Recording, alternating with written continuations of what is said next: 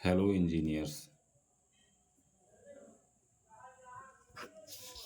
आपका अपने YouTube channel में स्वागत है। आज हम बात करेंगे सॉइल के बेसिक चीज़ों के बारे में जो बहुत ही इम्पोर्टेंट हैं और बिना इसके जानकारी के हम सॉइल को आगे फर्दर नहीं ले जा सकते हैं या आगे हम पढ़ नहीं सकते हैं।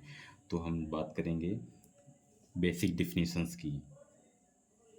ठीक है, तो चलिए शुरू करते हैं। सबसे पहले हम देखते हैं जियोलॉजिकल साइकिल।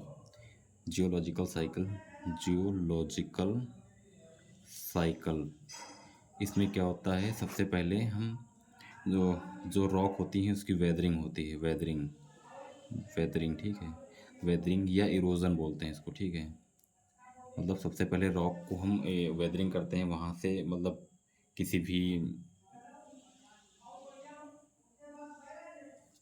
एजेंसी द्वारा या किसी रीजन से हम जो वहाँ से इरोजन होता है उसके बाद क्या होता है, आगे इसको फर्दर ट्रांसपोर्टेशन करते हैं। इरोजन के बाद ट्रांसपोर्टेशन आता है। ठीक है, और ट्रांसपोर्टेशन के बाद होता है डिपोजिशन।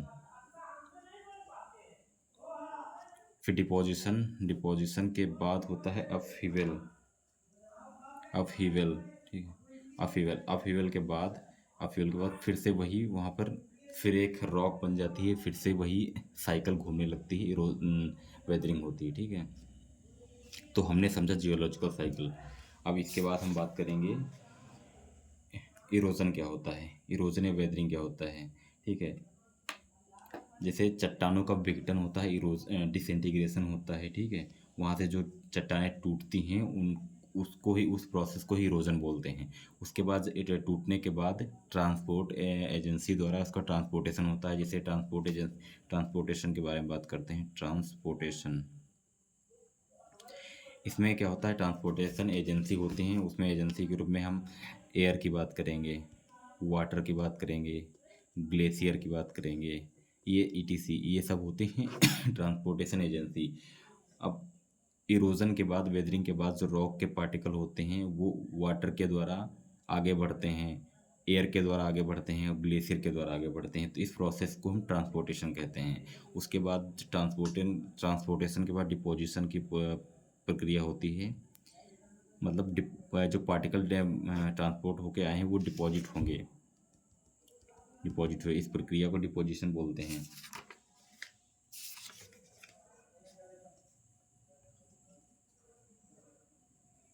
ठीक है, डिपोजिशन हो गया। फिर ये अपहीवल क्या होता है?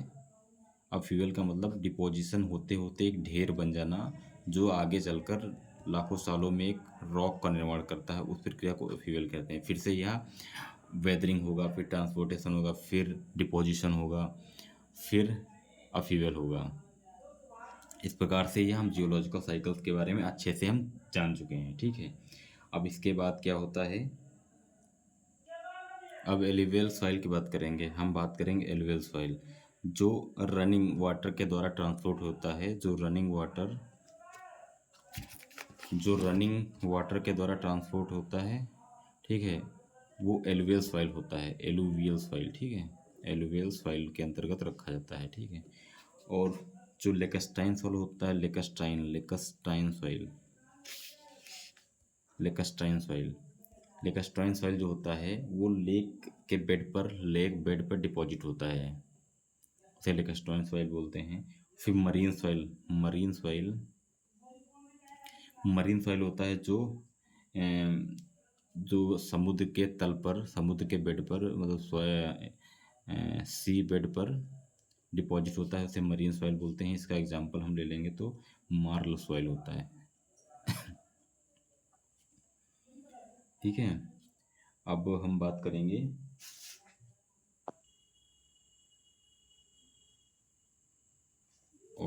करेंगे बाई एयर, जो एयर के द्वारा ट्रांसपोर्ट होता है, एओलाइन सॉइल बोलते हैं, एओलाइन सॉइल।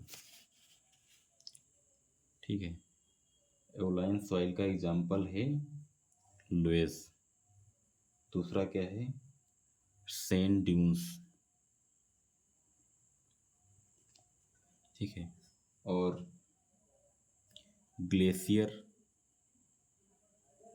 ग्लेशियर के द्वारा जो डिपॉजिट होता है ग्लेशियल सॉइल बोलते हैं, ग्लेशियल सॉइल। ठीक है, और जो रनिंग वाटर के द्वारा होता है उसे एलुवियल सॉइल बोलते हैं। और जो ग्रेविटी के द्वारा ग्रेविटी ग्रेविटी के द्वारा ट्रांसपोर्ट से ग्रेविटी सॉइल बोलते हैं। ठीक है। ये इतने प्रकार के सॉइल हैं जो हमें ट्रांसपोर्टेशन के बाद जो प्राप्त होते हैं उनके आधार पर इनको नाम दिया गया है। ठीक है। कुछ अन्य इम्पॉर्टेंट टाइप हैं सॉइल के, उसकी हम बात कर लेते हैं। जैसे बेंटोनाइट सॉइल। बेंटोनाइट सॉइल ये वोल्केनिक एश के जो वोल्केनिक एश होती है, वोल्केनिक एश मतलब ज्वालामुखी राख, वोल्केनिक एश होती है। वोल्केनिक एश के डिकम्पोजिशन से जो बनती है, इसमें मोंट मोरिलोनाइट की मात्रा अधिक पाई जाती है, जिससे इसकी plasticity, compressibility, swelling and shrinkage अधिक होता है। और दूसरी बात है ब्लैक कॉटन सॉइल। ठीक है।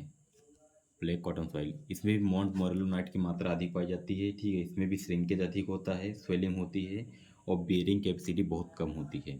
और फिर एक हम बात करेंगे बोल्डर्स की। बोल्डर्स ये एक सॉइल नहीं होती है, नॉट सॉइल। ठीक है। बट ये हम इसकी बात करेंगे, इसका साइज जो होता है, बोल्डर्स का साइज होता है 300 mm से अधिक होता है। उसको हम बोल्डर्स के अंतर्गत रखते हैं। और कोबल्स होते हैं।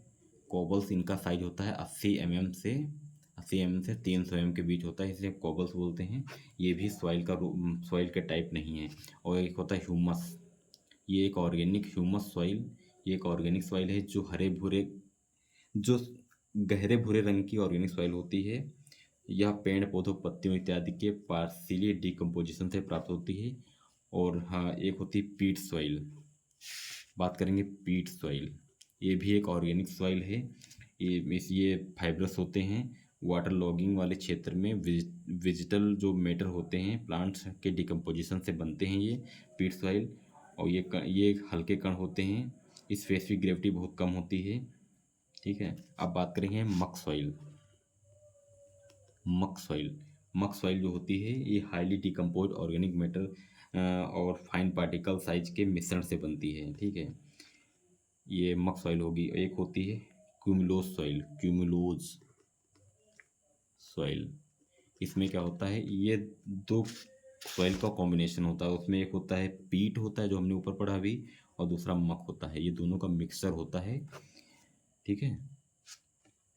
तो आज हमने बात की जियोलॉजिकल साइकिल की, और उसमें weathering, transportation, decomposition of fuel, transportation agencies का जो है एयर, वाटर, ग्लेशियर etc।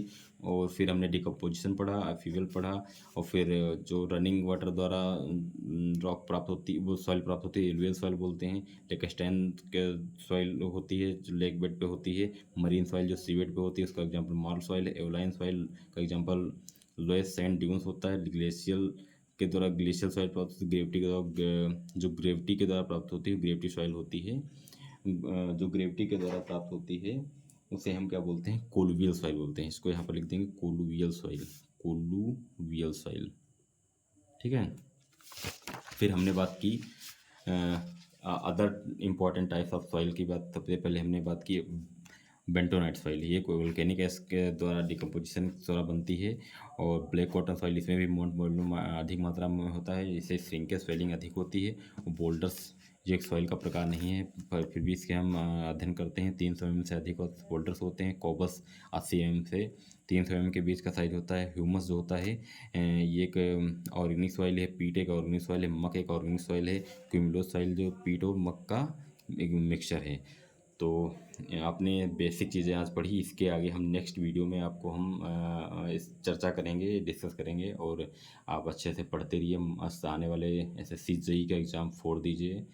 और जिन्होंने UPSC एग्ज़ाम के लिए भी फॉर्म भर रखा है उसमें मेहनत करिए। Best of luck.